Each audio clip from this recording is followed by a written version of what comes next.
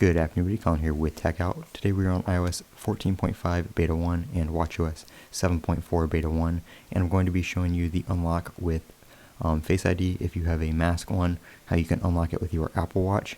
So go ahead and go into the Face ID and passcode settings, scroll down to the Apple Watch section and toggle that on. It is off by default.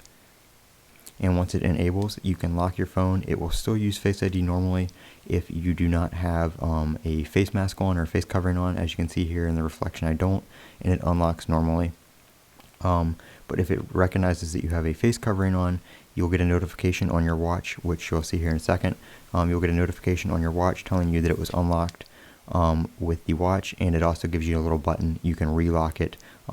So if somebody happened to be close to you and grab your phone and unlock it before you could do anything, you can relock the device right there from your Apple Watch.